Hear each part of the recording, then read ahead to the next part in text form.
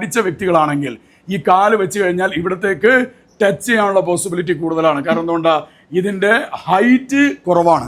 എന്നാൽ ഇവിടെ നോക്കുകയാണെങ്കിൽ ലിറ്റിൽ ബിറ്റ് ഓഫ് ഹൈറ്റ് കൂടുതലാണ്. ലെഗ് പൊസിഷൻ നോക്കുക, ഹൈറ്റ് കൂടുതലാണ്. എന്തുകൊണ്ടാണ്? ഇവിടെ കുഷൻ താഴോട്ടേക്ക് പോകുന്നുണ്ട്, കുഷൻ ഉണ്ട് ഇവിടെ.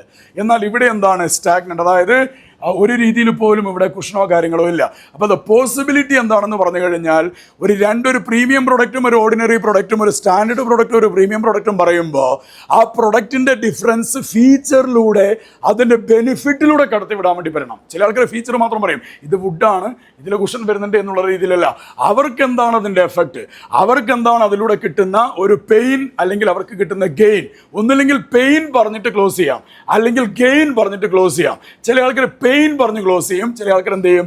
ഗെയിൻ പറഞ്ഞ് ക്ലോസ് ചെയ്യും. ഇതിൻ്റെ പെയിൻ ആണ് ഇതിൻ്റെ ഗെയിൻ. ക്ലിയർ ആണോ?